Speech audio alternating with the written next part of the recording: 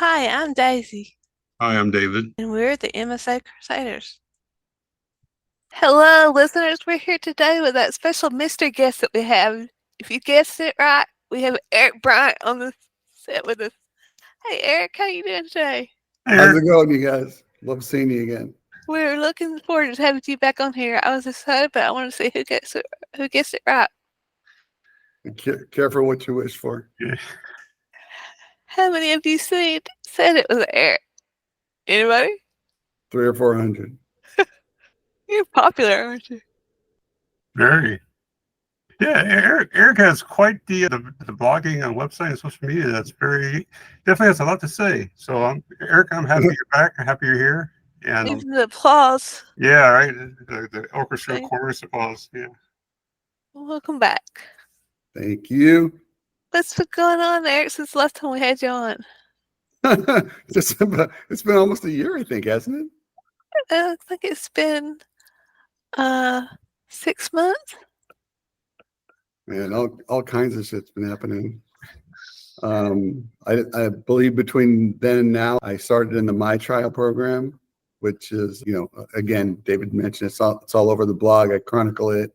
I think I'm in my fifth or sixth post on that. I've started my new therapy, which is CVAC therapy, and what that stands. Well, I know what it stands for. Hold on, cyclical variations in adaptive conditioning.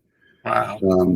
Started that since I talked to you guys, and really just I've dedicated myself to learning more about the disease and what I can do about it.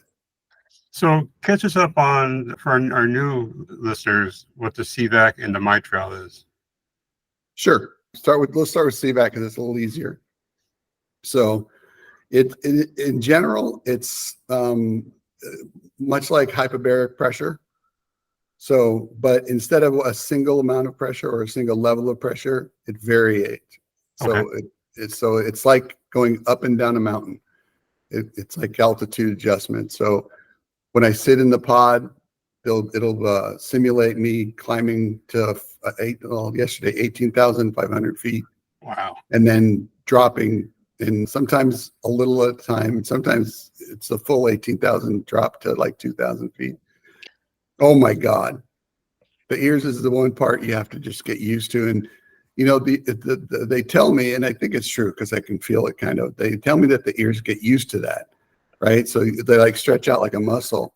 Because at first it would hurt just going to 6,000 feet. And then after going to 6,000 feet for, a few sessions, I went to 10,000 feet, and then I went to 14,000. Now I'm at 18,000. So I have become kind of adjusted to it, but it does take time. That the pressure is the worst part by far. Everything else is really workable. That pressure on your ears, I'm chewing gum the whole time. I'm constantly going. I'd like to see a video of me in that thing. It was for a straight hour. I'm just going. Yeah, so for our listeners, we don't want you climbing to the top of a mountain because Eric actually has breathing apparatus, right, Eric, to help you for oxygen. Yep. Yeah, so he's if you walk up a mountain to 12,000, 18,000 feet, you have no air and you'll be passing out. Anything about 10,000 will start to pass out. So nobody go climbing mountains, please. And So by the way, it's just in case you haven't caught Eric's first episode, it aired on November 17th. ooh, there you go. So a little bit more than 6 months. Yeah. It was right in the middle of me and you, so either one of us got it wrong. There you go. So ZVAC, it's basically pressure. I should mention that in my research on this disease, it is my humble opinion that a major cause or a major antagonist of MSA is inflammation, specifically in the brain, but also in other places. I coincidentally, during my trial, one of the tests I took was a MRI PET scan. It's called a PBR06, and it measures maybe it's SYO8. I don't know. I took two, PBR06 and SYO8. One of them is to measure inflammation in the brain. So I have a picture of my brain, and in the cerebellum, you can clearly see the fern-like shape of it to indicate the MSA, but you also see pockets caused by inflammation where the alpha-synuclein are getting in and doing their Pac-Man work on my neurons. So there's definitely inflammation in my brain in the spot where, it's going to affect my motor skills. And all my intentions and everything I do is to lower inflammation. So CVAC does that. So Eric, you have which version of MSA do you have? P. And how long have you when did you get diagnosed? When did you first have your symptoms? April of 2022. Okay, and how old are you right now? 62. Oh, our listeners can't see because we're on a video chat, but you look very well for having MSA with 62. So whatever you're doing, at least the appearances is doing very well to help you out. Thank you. I love you, David. If you'd seen me 2 months ago, I believe you would have seen a slight difference in me. Yeah, I bet like that, and that's what I say when I get onto my YouTube videos about exercise, and you got to do things that keep you going, because without it we just shrink into our little capsules, and we do nothing, and we waste away. So yeah, exactly right. Yeah, hyperbaric chambers and things such as that are very, very well for. And I enjoy how they have alternating altitudes for you, because different cells and different muscles absorb different amounts of oxygen at different rates. So I find that very fascinating that they do it at different levels. That just shows that not a certain part of your body is going to get the oxygenation, but a lot of your body's going to get it. All of it. With the CVAC, every cell in my body is expanding and contracting. So when you look at me, I'm MSAP, which means I'm not out there exercising because I really can't. I can do a few chair exercises and I can do knee bends and stuff, but I really can't exercise. Mm-hmm. Well, CVAC simulates exercise. In fact, it simulates mountain climbing by expanding and contracting my cells. It's like I'm working out. Yeah, I can actually feel it afterwards, like I've exercised and I'm tired, but I still have the endorphins that you get from exercise. I got energy, mental energy. So if nothing else, it's giving me an opportunity to exercise like a person without MSA on a regular basis. Now, it's weird because it like squeezes the toxins and the waste out of your cells. And so I'm having just an unbelievable amount of bowel movements and going pee there all day long to get, and you can tell, right? It's cleaning me out. There's a definite difference in the it's a detox odor. Yeah. And it's improving your gait too, I'm noticing. I've been watching your videos.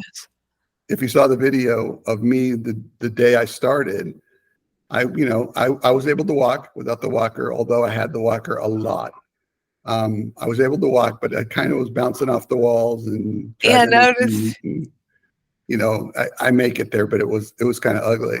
And then just a few days ago, I got out on the tennis court without any device to help me and stood up on the tennis court and hit a few shots. So to me, that was a big deal. But really, the greatest effect I've had from the CVAC is my number one symptom was orthostatic hypotension. It was ruining my life. I would stand up and black out and they'd take me to the ER, which by the way, didn't help at all. So, no. But I was literally going from, 200 over 180 to 70 over 50 when I stood up. Well, so yours shoots up, which is opposite of usually dropping. That's amazing. Yeah. And then it was, I had no life. I was in bed all the time, and I had to check my blood pressure. I had to keep it on my wrist all the time. I had to know exactly what my blood pressure was, because if I was standing, when it happened to drop, I could fall, hit my head. It was ruining my life. Well, since I started CVAC, I haven't had one episode, from daily episodes to none. That's amazing. David, you need to see about getting into that. Well, so absolutely. I'm definitely ask questions as I do, but my question, so not everybody has blackouts and blood pressure for different reasons. Like mine goes low because of the lack of function of my heart and my lungs working together. So his actually shoots high, which would be counterintuitive to what I have. Is this procedure are you doing it out of pocket, or is it covered? No, it's out of pocket, and it is expensive. And I understand I spend $1,000 a month to go for 4 hours a week. Well, that's I know 1,000 is a lot of money for those that don't have it, but 1,000 seems pretty reasonable to get such a return on investment. Well, that's why I chronicled it, because I just wanted to, I tell people what's happening to me so that they can make their own decision if they want to do something similar or follow it. I'm not telling anyone to go do this. I'm telling you, here's my video. Here's what I'm telling you, how I feel. Go do what you got to do. But if you suffer from orthostatic hypertension, especially, then when I tell you I went from daily fluctuations in my blood pressure to none in 50 days, that right there for most people would be Amazing. enough, right? And then I, as Daisy noted from the videos, my gaits improved. Mm-hmm. And I think that has to do with the fact that my legs are exercising, even though they're not exercising. Yeah. Yeah, you're not doing the pinball mode as much anymore. Yeah, not as much, huh? No. I still do a little. And Eric, please keep doing that. Please keep documenting as you are your journey with how you're doing, what you're trying, because it's easy for people to say, do this or try that, or, oh, you should have went here, you should have took this medicine, or put some compression socks on. Like it's easy for people to suggest things, but they don't know MSA, and they're basing their advice on other diseases or common disorders that have nothing to do with MSA. So you're exactly why I have my YouTube channels, to show people, like, this is me, this is what works, this is what I do. And, compare yourself to me. Now, I don't always want people to compare myself to me. And Eric, I'm sure it's not always a good idea to make comparisons of like Daisy and I. Let's not make comparisons. They're different lives, different genders, different heights, there's different livelihoods. It's not fair to compare these things. So, when people say try this or try that, they're saying it blindly, but yet they can go to your social media and actually see that the risk rewards and the payoff of it. So I definitely give you kudos for that, and continue doing that for sure. Yeah, everything is different from everybody, and we're not saying, hey, this is going to be the right thing for anybody with MSA. It's going to be different from everybody. Each patient, it's not the same. Yeah, like last week. That's the craziness of this disease. I could stand right next to a 60-year-old man with MSAP that's had it since April of 2022, and it would be different. Yeah.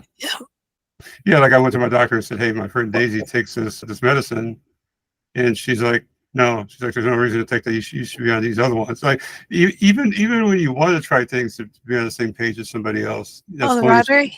Yeah. We can talk about that on another podcast, but yeah, she's like, no, you should be on this. Like, you should be on this regimen, and not one specific pill. You should be on a whole bunch of things. But long story short, trial and error is sometimes good, but trial and error when you have MSA isn't always going to help you. So, well, I said in that post with the videos, I do what I do every day, my full-time job, because of three things. Number one, save my life. Yes. It's number one. Number two is to show other people with MSA what I'm doing so they can make a good decision and have some education, because you and I both know there's nothing out there that's really helpful. No. And number three is I chronicle it so that science and medicine can access information or data that they might not have been able to access without chronicling it. So I hope that someday somebody does something, just one person does something that I did that worked for me, and then it works for them. That's my purpose in life. That's very well said, and that's the goal. That's right. I'm planning. Have you had a biopsy, Eric? Yeah, that's part of I have one, and then I have one as part of my trial, which I'll explain after I'm done with the CVAC shit. But my doctor on Tuesday asked her if I should have a biopsy or anything.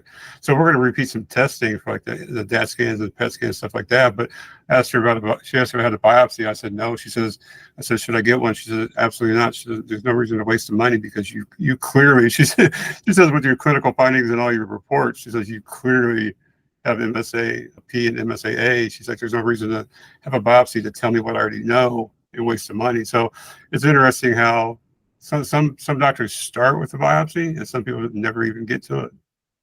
And some of them believe that that's the only way to judge MSA, is to be comfortable with it, is to have that biopsy. So if you're looking at it to find out if you have MSA, but you have MSA and you know it, then it's different. But mine was actually not to find out or not to verify that I had MSA, but it was because of some of the my trial stuff, and I'll explain it a little later, because if I get into that, then I won't finish the CVAC stories. So I started CVAC in June 1st, let's say. I think it was the 3rd, but June 1st. I did only CVAC for 30 days and took videos the whole time so I could see the difference, what CVAC was doing for me with that altitude adjustment, the cell, being cleaned out. And then I added what's called biomodulation. So that's basically circulating electricity through my body so that the effects of the CVAC were improved.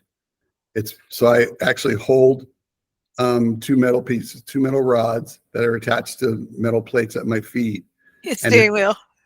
Yeah, kind of. It's like, it's like skiing or something. But I was like skiing for electricity, yeah. Yeah. Well, what it does is it rotates the electricity through my body. So it goes from my hands into my body to my feet, back up into my hands. And so it's always circulating. Yeah, and that increases the effect of the CVAC. So I added that the 1st of this month, July. And on the 1st of August, I'm adding Beamer, which I've tested. And can you say it a little slower? What's that last one? It's Beamer, and it's not like the car. It's an acronym like everything else in this freaking world. Is any of this painful? By the way, is any of this painful? No, nothing is painful, not at all, except for the ears. Yeah, the ears. But Beamer is BEMER, and I don't know what this stands for, but basically, it's also shooting beams electricity in your body. Yes, and it's increasing your blood flow. So it's a what's it called? A something to therapy approved by the FDA and everybody else. It's shown that it'll increase your circulation by 30%. So my blood will flow better through my body while I'm in therapy. And then again, increasing the effectiveness of the CVAC. It also, remember what I said earlier, everything I do now is anti-inflammatory, anti-inflammatory, anti-inflammatory. That's the first decision I make, is anti-inflammatory or not. And Beamer is. So with the 3 of these together, I'm really just whacking away at the inflammation in my brain. And that's everything for me. And I also do red light therapy at home if you've done that before. So you're talking about bioelectric magnetics energy regulation? Yes. Okay, I'll make sure. So BEMER, gotcha. Yeah. That's been used for more than 15 years in Europe, it says. Yeah. They're always ahead of us. Unfortunately. But together, when you put this package of therapy together, is how I'm going to fight the inflammation in my brain. And it's all really, at this point, it's symptomatic. I'm not changing the direction of my disease in any way, but I'm improving my symptoms. So instead of being, a victim to my legs not working or not being able to stand up because of my blood pressure, I get rid of that. So now I have a little more quality of life and I can be more effective. And really, there's nothing out there that's going to cure us. Nothing at this point. No. So my goal is to just extend my life, extend it as far as I can get, and give them a chance. Give them, which we'll talk about when we talk about my trial, because I think it really is a chance. All right, so I got a stupid question. I got a stupid answer. We're good. Stupid. There are no stupid questions. Oh no, there are stupid questions in this world. Absolutely, there are. Go for it, Dave. I disagree with Daisy. You have MSAP. Yes, sir. And if I heard right, they are finding and found inflammation in your cerebellum. And my hypothalamus. Oh, hypothalamus. Okay, okay. I thought I heard the cerebellum area. I was like, wow, why would they call it P if it's happening back there? So okay, that makes sense now. Yeah, the cerebellum just jumps out at him and says, "Hey, this guy's got MSA and it's really bad." Yeah, that's amazing too. Inflammation in general. See, we don't know what came first, the chicken or the egg. True. Was it the inflammation that caused the environment for the alpha-synuclein to grow and do their bad work? Or was it the alpha-synuclein getting into that area causing the inflammation? So is this because inflammation, the protein actually are other diseases? My question would be, is the inflammation related? Do they know if the inflammation is related to MSA, or are those are treating them as two separate diseases? My current medical team believes it's related. Okay. Yeah. I love my MDS. She's amazing. And I've been to Cedars-Sinai, which is the West Coast Mayo Clinic. I've been to the Mayo Clinic, and now I'm doing this program at Brigham and Women's Hospital, Mass General, in conjunction with Harvard Biomarker Study. So I've seen what I believe are fantastic medical teams and MSA related medical teams. Yeah, if I remember now, this is a guy with brain fog MSA here, but I remember inflammation in certain parts of the brain or proteins is types of multiple sclerosis, things like that. Causes, I can't remember the disease specific. I thought it was MS that causes inflammation, but that's I believe it does. But you can have, you can have dementia or Lewy bodies and dementia with Lewy bodies. So there's a lot of diseases we have, including MSA, that you can't. I keep telling people, and I keep podcasts and stuff, you just can't blame everything on MSA. If you have dementia, you do not have MSA. But there are very, very rare cases of someone with MSA being old enough to have dementia. There's a handful of those cases in its history. So never say never, but yeah, it's crazy how you could possibly have multiple disorders at the same time. That's crazy. Eric, have you had any more of those syncopes? Where you woke up and you didn't know where you were? Blackout? No, you did? I don't think I've had any of those in quite a while. That was actually my first symptom before I knew I was sick. Yeah. So I lost an entire day. I blacked out. And lost that was a scary symptom. Wow. Yeah, but I had a couple early on, but I don't think it's been forever since I had one. Good. So that's kind of a nutshell with the therapy. And again, inflammation is the whole thing. And as David suggested, inflammation can be, a problem for a lot of different diseases. But all I worry about is MSA right now. My wife tells me that's my full-time job. Yeah, and the only reason I mentioned that wasn't to say you have something else. The reason I mentioned having MSA is hard enough. And then like me, they test you for diabetes, they test you for glucose, they do all these blood tests, right? Can you imagine having MSA and having something else on top of it that's some type of autoimmune disorder? That would be. I think about Sarah that we have all the time on the podcast we talk to, having 1,000 things, or Daisy, what's the lady that had? Harry? Yeah, she had a list of diseases and disorders.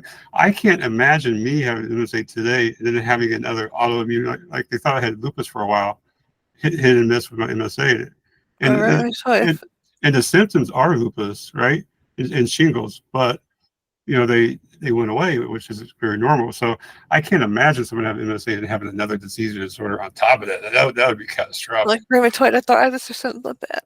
Yeah. Yep. So CVAC is doing very well for you. How long? It is for me. How much longer are you going to continue, or is this like an indefinite thing? I will be on CVAC the rest of my life. Okay, good. I will continue it the rest of my life. I'm, of all the things that he's only 20 years old again. Yeah, there you go. It is actually the Fountain of Youth. That's how it started. It was supposedly the Fountain of Youth. It's funny because there's a guy that I've talked to. There's two pods, so you're side by side. I don't know. I think he was hyperbaric. Anyway, this guy comes in, sits next to me every once in a while. I wave, maybe have a few words, and then we say goodbye. And I asked the girl at the front, I said, "How old's that guy?" She said he's 82 years old. He freaking looked 50. Wow. Maybe 45.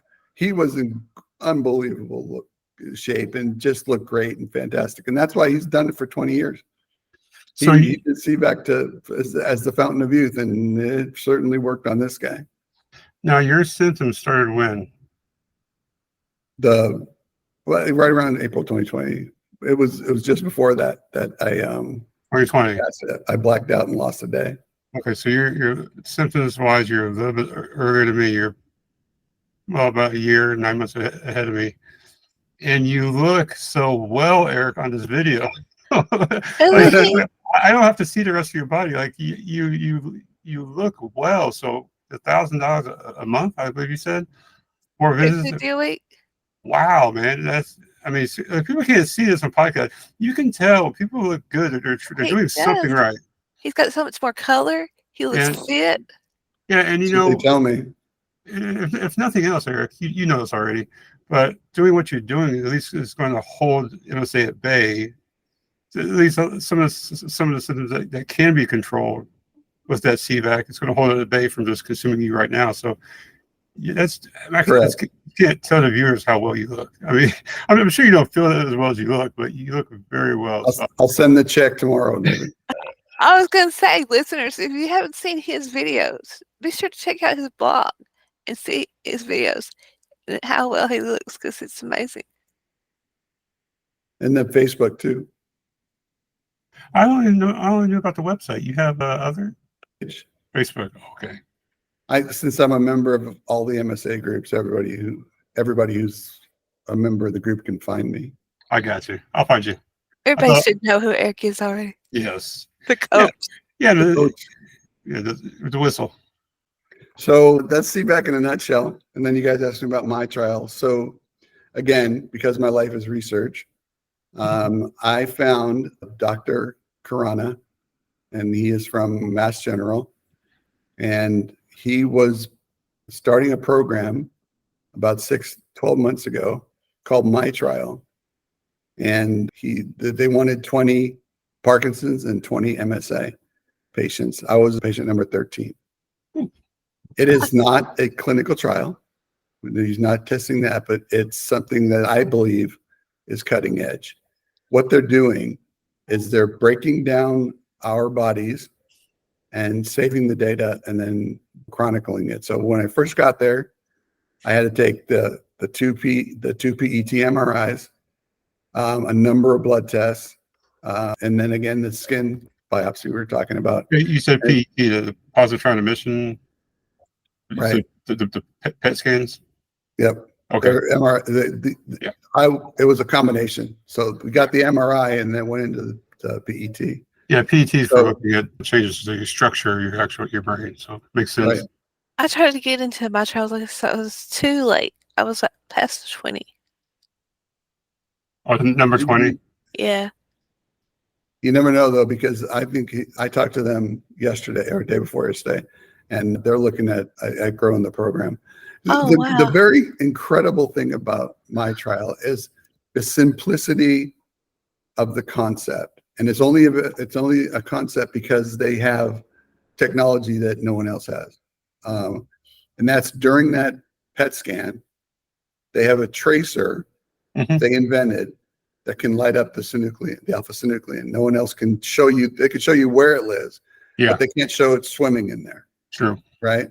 This PET scan shows it as it's swimming. So they'll be able to take another PET scan after doing some things and see if it's being affected. So it's the power of going back and doing the same test over and over again is the data that you get from that.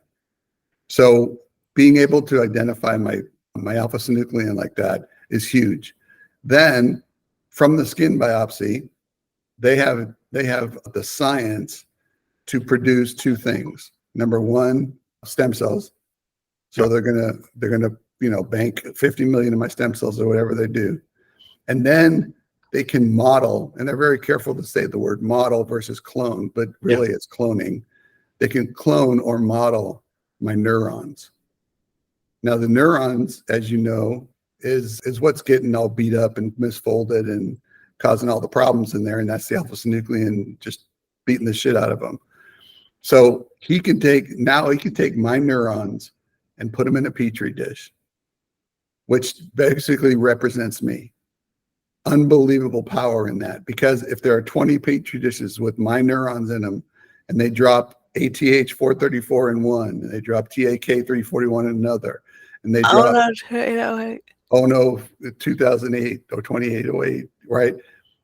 They can put all the existing treatments into these petri dishes and watch what it does to my neurons, not the neurons of an MSAP patient, Eric's neurons. Yeah.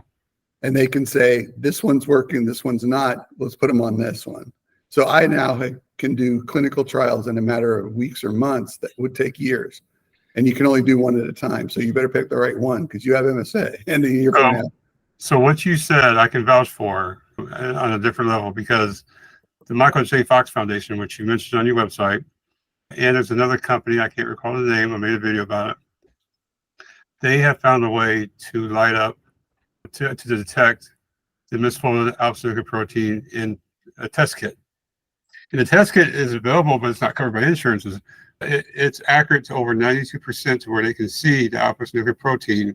Now, remember, that was gauged more towards Parkinson's than MSA, but right. They actually have a test now. It happened late last year, I believe, to where they can actually biomarker study. Yeah, they actually have a test, even an at-home one, of course, costs a lot of money, where it can go and see it light up the misfolding alpha-synuclein to tell you either in the future or right now if you have a Parkinsonism type of disorder. So yeah, what you said is absolutely true. And that's where it gets great for us. Now, maybe not some of us that are far progressed, but being able to cut down the middle work and, not go backwards to step one of the clinical trial is absolutely wonderful.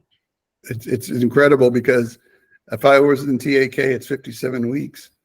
So 57 weeks, it doesn't work, or I'm a placebo. Yep. Oh shit, that sucks, right? Now I've wasted a year of my life, and that's like 20%. So I can't do that. So when I heard of what they were doing and how they were doing it, I jumped at it, because not only can they test against what we now are seeing in clinical trials, but they can test against something brand new or something experimental. It's amazing. That's really work. Or even better, one of the patients before me in the study was actually exposed, or her petri dish was exposed to florimumab, florilumab, or something like that, right? So, which is an MS drug. It's not even an MSA drug; it's an MS drug. But they exposed her to it. They exposed her petri dish to it. Well, it worked. So now that'll be the first treatment that I get in November when I go back, because there was someone else with MSAP, not guaranteeing this is going to work on me, but it worked on her. So now, because of the whole concept of dropping things in petri dishes, I benefit from another patient who had it tested against theirs. So the concept is brilliant. It is. I mean, it's just never ending. Yes, because they can, between now and next year, they might test 20, 30, 40 things on me, and they can test different stem cells. They can test, all the different drugs. They can test anything. They can put it into a tube and spin it. Who knows? But all I know is I now don't have to go through clinical trials. I can just go through this. Yeah, the reason is because they're not trying to market a new drug. Is why they're able to do these things in private outside of clinical trial. If you're gonna market a new drug, it has to go through clinical trials. But they're just using different mechanisms to see what existing medications, treatment drugs already work on people with MSA and such like. So yeah, it's a big shortcut for sure. They did say at the beginning, though, this is the clinical trials working around the patient, not the patient working for the clinical trials. So that's definitely what it's doing. And wow, that's amazing. There's so much information, the knowledge that they're getting out of this. Yeah, they're banking so much data, it's ridiculous. I bet. I would just say, if they're going to mess with your stem cells and take the bone marrow, the sponge underneath your hips and stuff, ask them if they knock you out, because I had mine and they didn't knock me out, and I'm not sure I would do that again. It wasn't the worst thing in the world, but after you see that drill and how big a hole, I'm not sure. The sucking bone marrow, the stem cells out of your body, it's just unbelievable sensation. So. You were talking earlier about the Michael J. Fox thing. That was, if I'm not mistaken, it was in conjunction with the Harvard biomarker study. And they're also working with the Harvard biomarker study, and in that they can get my stem cells out of that by the skin biopsy. So they have that ability to not only make the neurons but make my stem cells. Yeah, it's Harvard Biomarker Study 2.0. I was just looking at it right now, and there's a lot of great information on there about how the stem cell models and the trial approach that they have. So if you need information, it's on the harvard.edu. Obviously, Eric, I believe you have something about that up on your website, I imagine. Yep. You can just search for Harvard Biomarker Study, and all the tags of the post will send you to the right one. And we haven't asked yet, but how do listeners get to your website? You're gonna love this. MSA.com. Okay. So I just saw an email. I wasn't gonna say it. And I said, is this a meme? It. Yeah. So no, I use the hashtag #FuckMSA. Yeah. My email is admin@fuckmsa.com, and my blog is fuckmsa.com. That's bluntly said, isn't it? I just wanted to catch on to that until right now before the podcast. It's my approach to every day. It's my outlook on it, and every day just say fuck that shit. I'm going after this son of a bitch. It has to be. You have to be relentless, because it's relentless. Daisy. It never stops. Even when I'm sleeping, it's attacking me. So, I wake up in the morning and I go, fuck MSA. I'm going to do something today to beat it up a little bit. I'd say I'm ahead of both of you. Well, over 2 years further than Eric is. Okay. I think. So, I get your point, though, dude. Yes. You're like, Daisy? You like saying it? What? Fuck MSA. No. I'll spell it. I don't know. I'll listen to that word when I'm really, really mad. That's the only time you'll ever hear that word come out of my mouth. I don't know how else you approach this thing. It's the absolute worst. You guys are part of all the groups I'm part of, but there are days when I'm on the group chat, and there are comments from those suffering from this disease, and the things that they say break my heart. And it absolutely breaks my heart, because they are in more pain than the physical pain. We all deal with the physical pain, right? I take ibuprofen 3 times a day, 800 milligrams, just to function. But the emotional pain, we all suffer from it, but differently, different levels. We all think about the bad things, but some people it really affects, and it breaks my freaking heart. I was going to say, there was a close friend of mine through the MSA community, and I attended, I've just had a couple of months I've been traveling, but Mission MSA had Zoom groups every Sunday, which were wonderful groups to be a part of. And, I lost 2 of my good friends from there locally, Highland, Indiana, and Munster, I believe, very close to me. And one of the gentlemen I remember getting on here, and he didn't think I knew anything about MSA, but I did. He literally said the same thing, Eric. He's like, fuck MSA, the disease sucks, it's going to kill you. But then he said, why try? No. So your passion for what you say, the fucking MSA, having that hard-headed mentality, you have to have, but at the same time, you got to have the mentality of not giving up, because once you give up, your body gives up too. Once you give up mentally, you physically give up too. And unfortunately, that's what happened to him, I imagine, is once you just say, oh, it's got me anyway, what can I do? Who cares? You go farther down that rabbit hole much quicker. I still want to hold my fist up to it, The chart, I don't like them anymore, but the chart said a cure worth fighting for. I don't think there's any question. Just the fact that you've done this podcast and you've helped people from the very beginning. It tells you that you're fighting in your own way. You're fighting this thing, and sometimes it's fighting it that way, and sometimes it's fighting it another way. But you can't, like David said. I mean, I understand why people give up. I really do, because there's not moments when it doesn't go through my mind, because it does. Mm-hmm. But when I wake up in the morning and I say that, then it just changes my attitude, and I'll spend the day doing something. I'll figure out something. I'll research something like IVIG. I didn't know anything about IVIG. I didn't know 2.5 years of research, and I didn't know what IVIG was. And my partner in crime, Scott, who also has MSA, but he has MSAC, just like everybody, I've found a connection to a lot of people. But Scott and I connected, really well, and he lives about an hour and a half from me, so we talk all the time. Every day he texts me this morning, and I text him. But you have to have somebody and to bounce these things off of. And you guys provide that for a lot of people who don't have that. And that's, it's a wonderful thing. It's a wonderful thing. I don't think, think about the mentality. Daisy has to spend an hour to get herself together, situated, right? Mm-hmm. And we both get on here to slur ourselves stupid because we slur, we can't speak, we can't hear, we're tremoring, we click the road. Can't breathe. we're trying to mentally talk about things that we're not sharp anymore on a podcast, but we're still trying to give effort, just not for ourselves, because it greatly benefits us mentally, but also for others. So just because you have a debilitating, deadly disease, it does not mean you can't, even if it's slurring, doesn't mean you can't do something that you love or that you want to do. Well, I found out why that is, David. What's that? Because you're stronger than me. I love you, Eric. I will send that check right back to you. Bounce back and forth. You make me stronger. I'm not gonna lie, that video in my Reddit and YouTube, I've got so many comments about that video.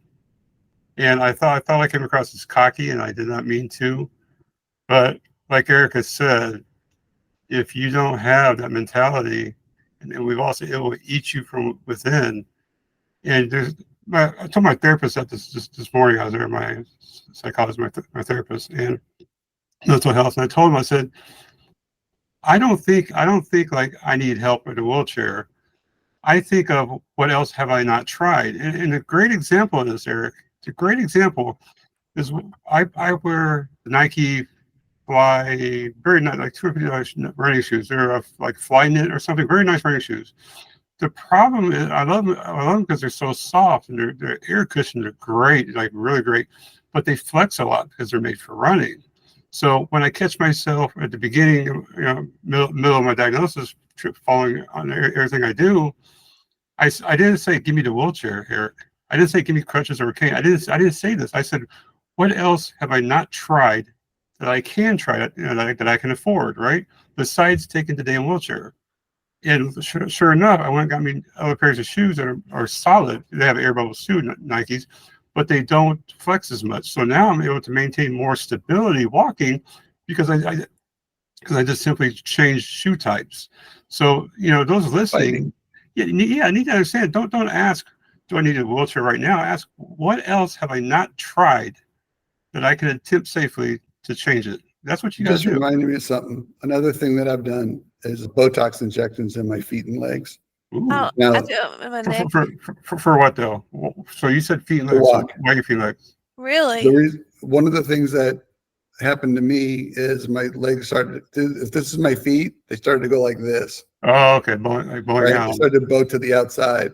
Yeah. So and that made it more difficult to walk. So that's probably why I was bouncing off walls. Mine go like this, but so I get an injection in the bottom of my foot that makes them go back to level. Huh. And then I get injections in each calf to strengthen the calf.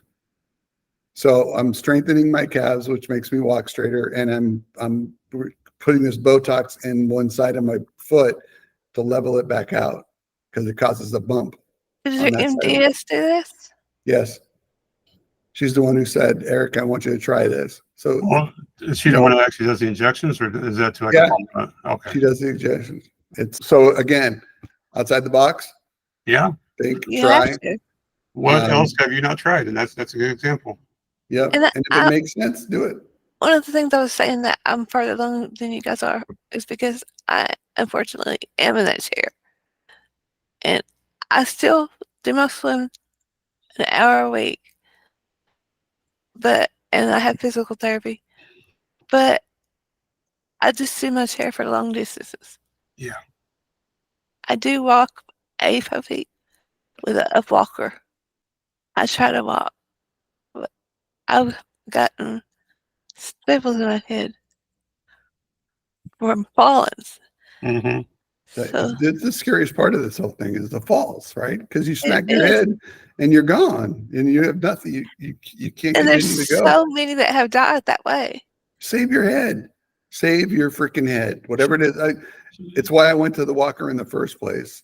Because could I walk? Yeah, but you saw me bouncing off walls, right? So I could do it, but if I'm out in cement and It's trying to not get from worth point A it. to point B. It's not worth falling and hitting my head, because once I hit my head, it's no good doing anymore. And Unless you're bullheaded. laying in bed without talking. So I felt my contusion on my head from last week's fall. Still like, wow, that's pretty deep. Should have went to the hospital, but yeah, no. You got lucky. stay away from danger, man. It's not worth it. It's not. That's why I don't drive, by the way. We were talking about that earlier, David. I don't drive because what if I blacked out behind the wheel and killed some woman with the 2 kids in the car? What would that be? My life would be over anyway. Right. I'd So be done. you know you. All right. Yeah. I know me, you know you.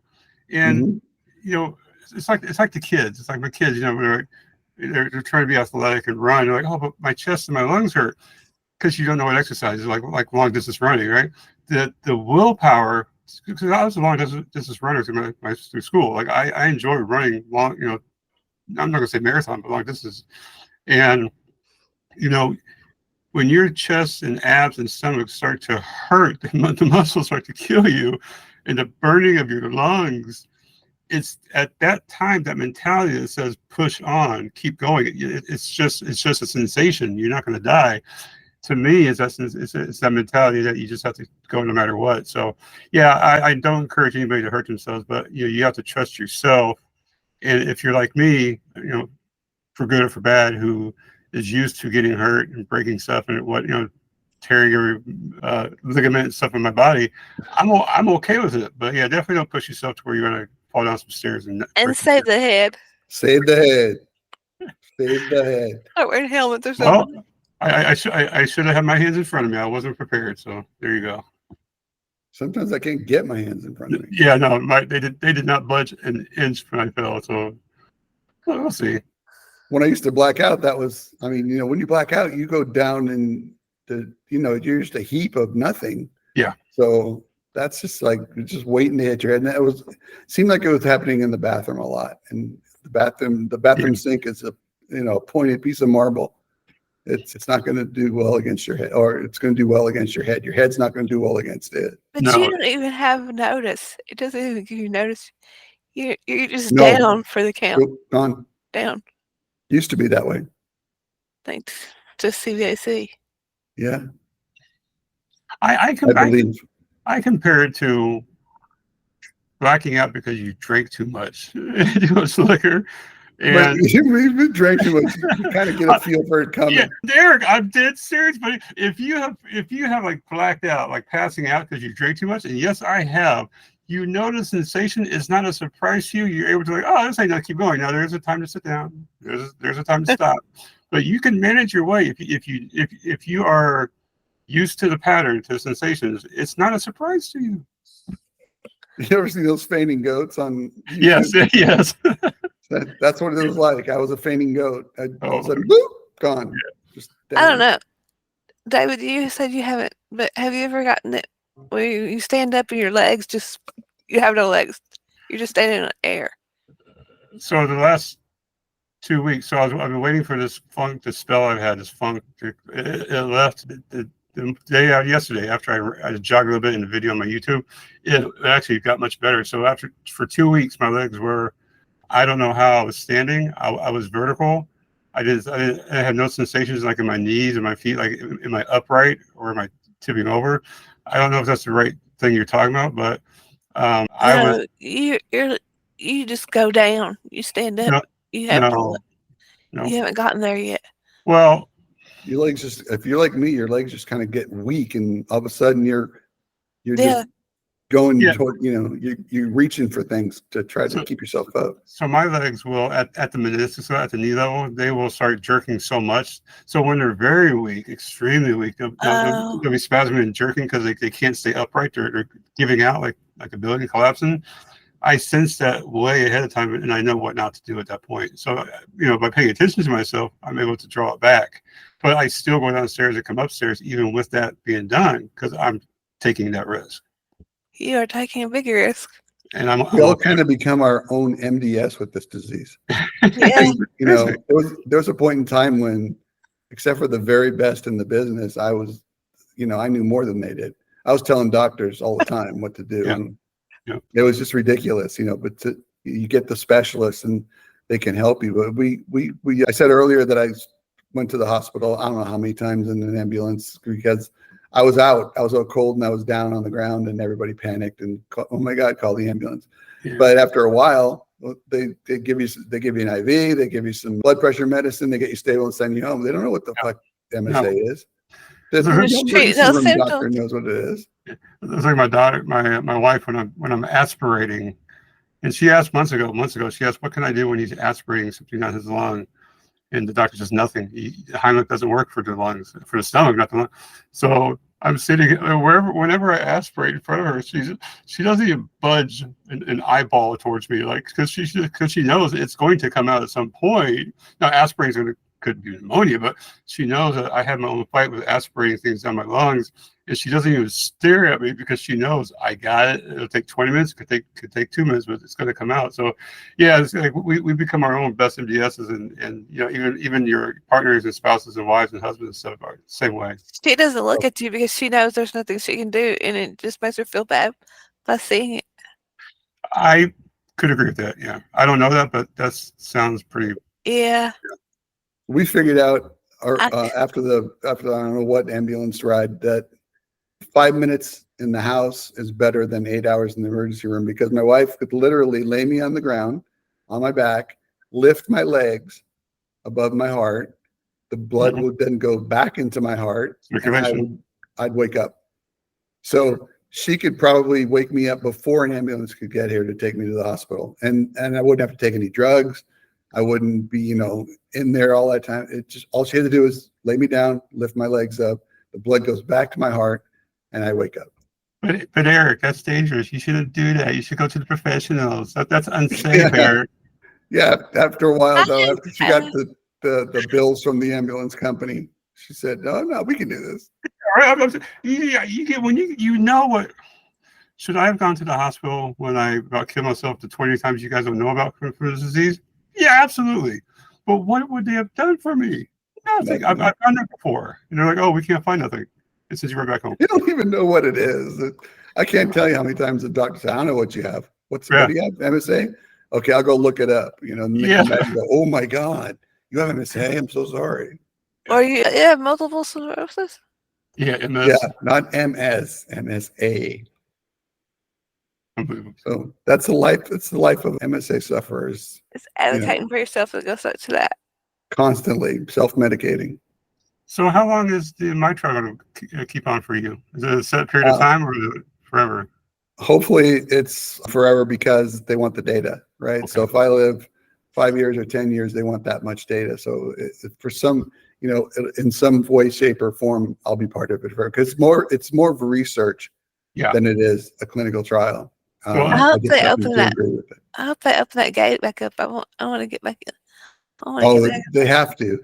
It's not that they have to open it up. It's they have to authorize a West Coast and a Midwest and a South, hospital to run the mitral. And every research hospital should run a mitral, and not only for MSA, but think about every other neurodegenerative disease.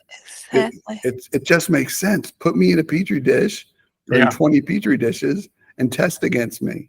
It just makes sense. I agree. So unless you withdraw yourself until you die, you're going to be a part of the mitral. I hope so. Yeah. Okay, I was making sure. That's good. That's very good. What else is out there that you might be having an inkling for getting into? Anything else? God, I don't know. We've talked about a lot of stuff. We talked about the CVAC and the biomodulation, the beamer. We even talked about that's a Botox. That's a beamer with an M, by the way. Yes. MA. Not a BMW, which I hate, but that's another story. True. My trial, the last post was about what we first discovered in my trial that we're going to move forward with, and that's Foralumab is what I'm thinking in my head. I don't know. Foralumab. Yeah, let's say that.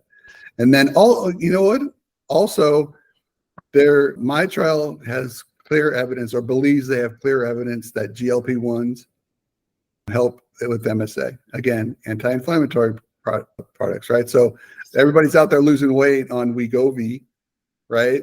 but it helps MSA patients with inflammation. So we're all in my trial, we're all going to be placed on GLP-1s. So, Zepbound or Wegovy or whatever it is that we're going to do. So if you're out there and you suffer, you can go look up GLP-1s, and for MSA, there's a couple of clinical trials that have been done, but it's out there and it's helpful. So, and plus you lose weight. You lose like 50 pounds off of that stuff. Yeah, I think it's the inflammation of the neuron, the coating, the sheath around the alpha-synuclein protein that actually starts to destroy it. And once the coating or the sheathing to protect it around the protein, the neuron falls off, then the signals, then we start to see the Parkinsonisms, the tremors and fine motor skill completely starts to rule our lives. So, yeah, if they can knock down that inflammation, that would be wonderful. Yeah. So there's another one. So you have the GLP-1s, and then, as I said, the Faralumab, which is, by the way, it's a nasal treatment, so you can do it at home, right?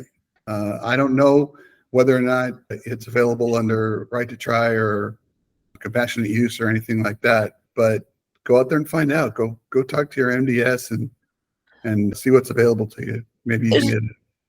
There's another one I was reading about. Is the tau tangles. Have y'all heard anything about that? No. Tau tangles that form in the brain.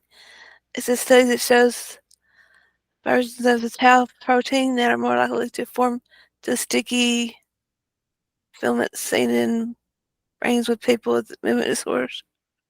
No, I never heard that one. Nope. Send it to me. I'll put it on my list of things to research. So you're not working anymore, right, Eric? Nope.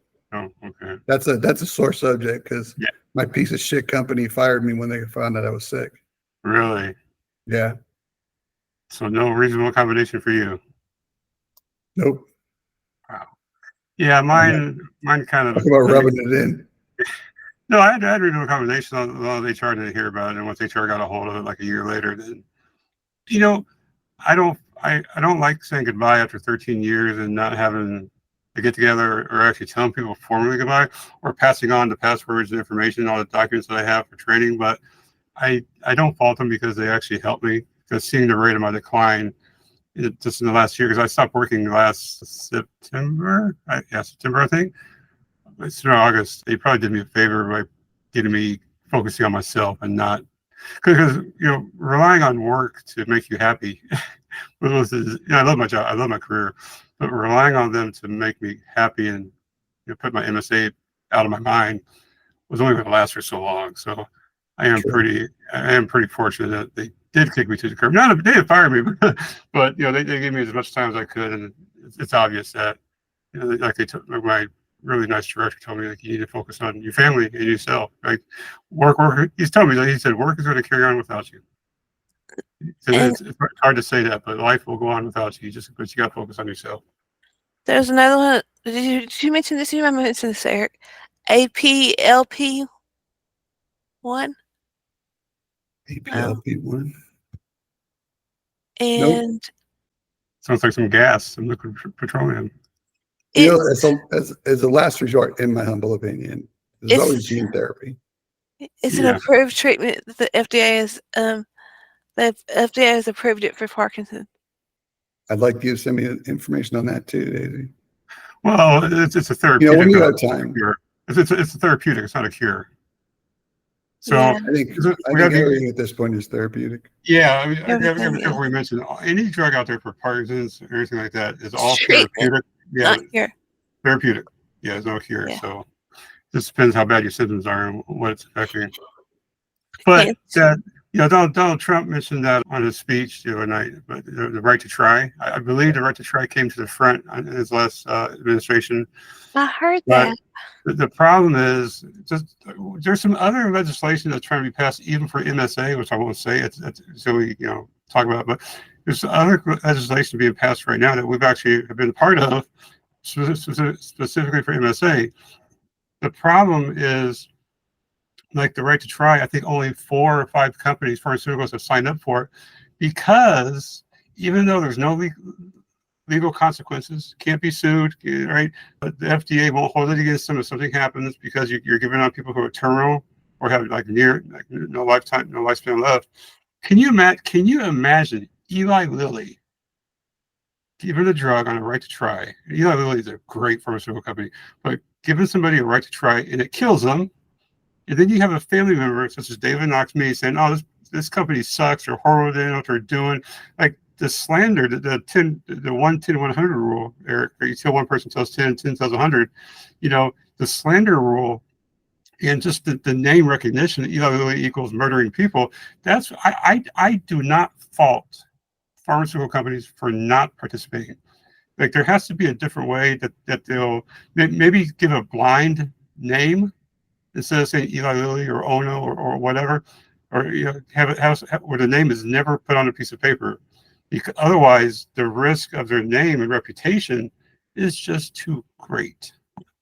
Non-disclosure act. No, you can always get out of the contracts. It has to be, if you can blind a placebo, you can blind the company's name. Yeah.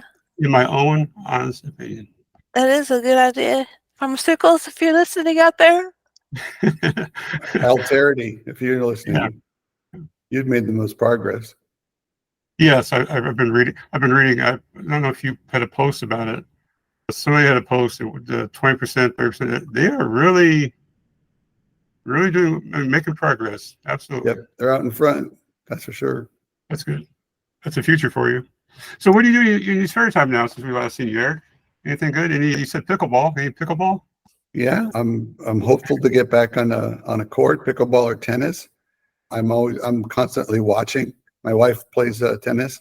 She's excellent. She's been playing since she was a kid, so I watch a lot.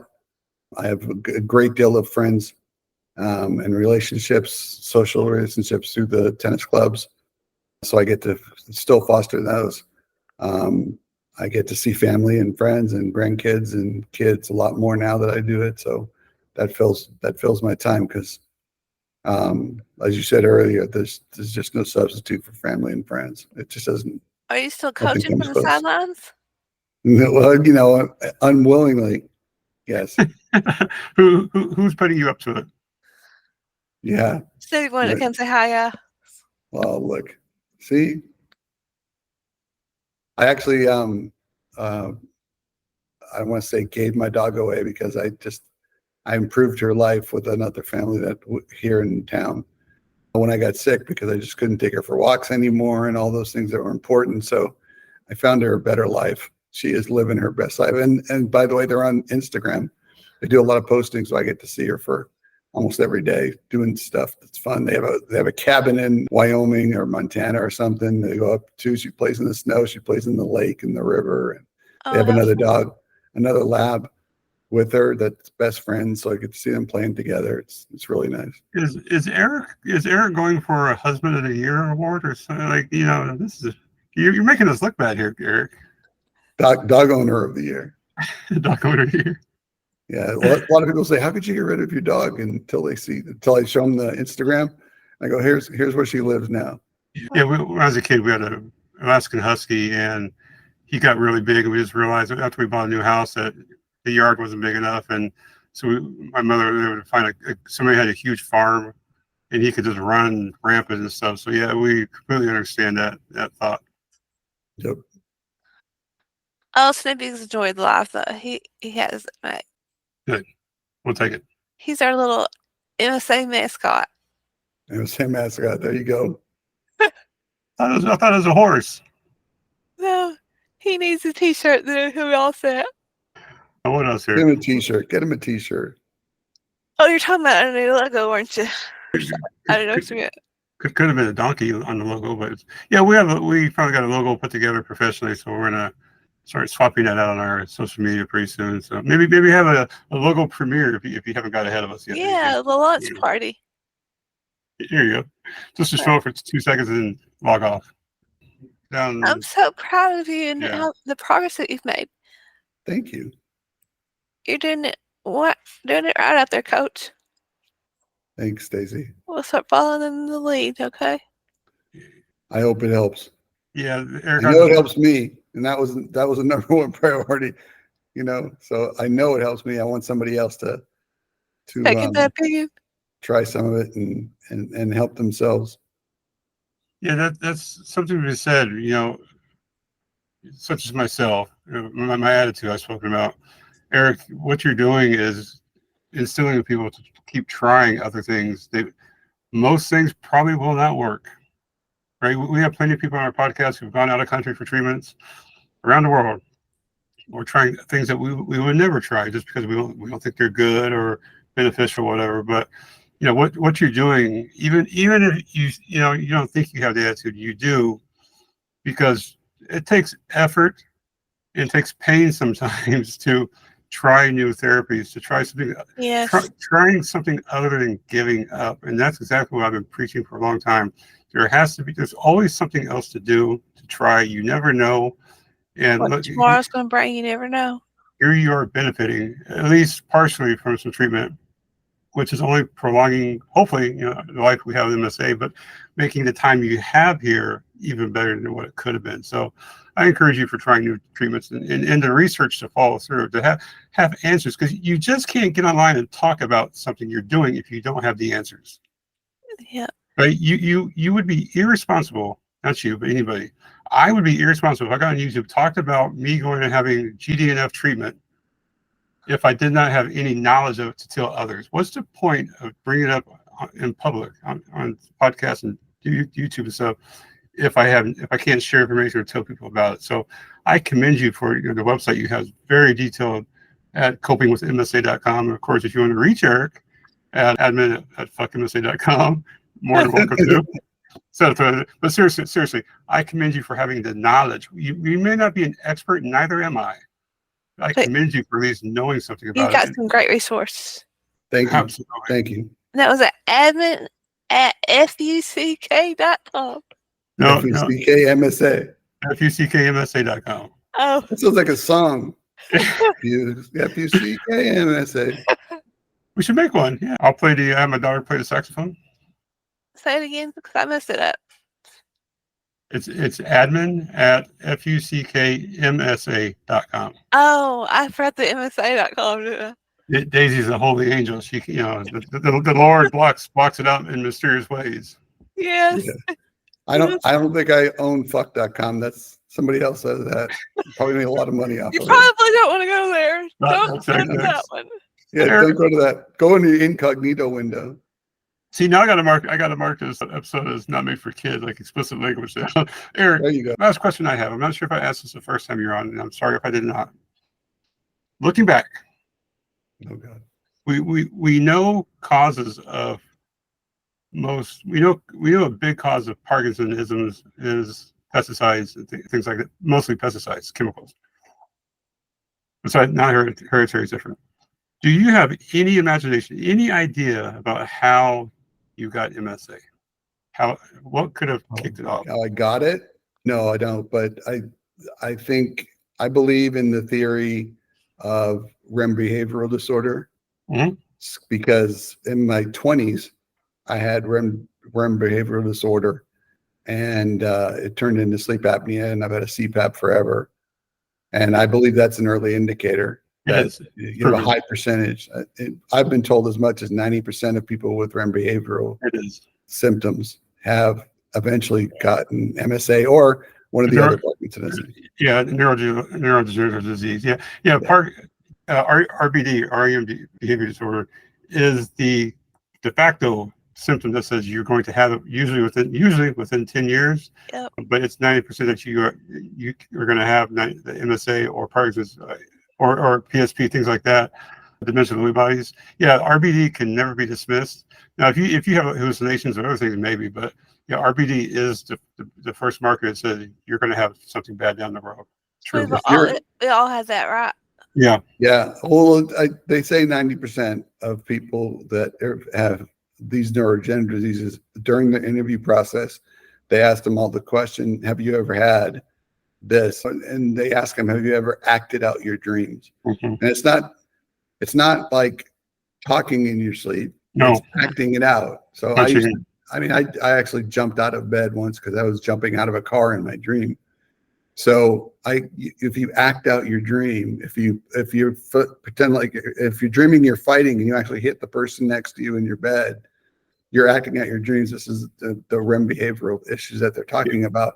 That 90% of the time is found in neurodegenerative disease patients. 2014, I got out of bed.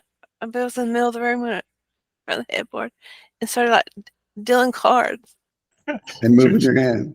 Working in a casino. Yeah, not hallucinations at night, but acting out your dreams. Yeah. You're physically acting out what you believe you're in the dream. You're living it out. My RBD came rather close to my diagnosis that I remember, because I've been on sedative sleeping medicine for a long time. So that medicine keeps my actions down quite a bit. But I was in the Dominican Republic with my wife, and I remember punching Eric. You mentioned it earlier. I punched the shit out of a marble night table next to the bed, nightstand. Yeah. Sucker was all marble. Punched the shit out of it. I swear I broke my hand. And that was the first time, because back to back nights I was punching. But the first one, I vividly remember the start of my RBD at that. That I knew of at that point. Yep. So if people are exhibiting that behavior, acting out their dreams, they really would benefit from going to see a movement disorder specialist and neurologist. Yeah. Absolutely, I agree. Good. Before I got diagnosed, I jumped up and ran. Yeah. There you go. I'm lucky I've not fallen out the bed. I've only gone out the bed and halfway went across the room onto the other side of the bed on all my on my hands and knees. And it was a little awkward when the wife came in, like, "What are you doing?" I'm like, "I'm not sure yet. Like, I'm here." I was trying to figure it out.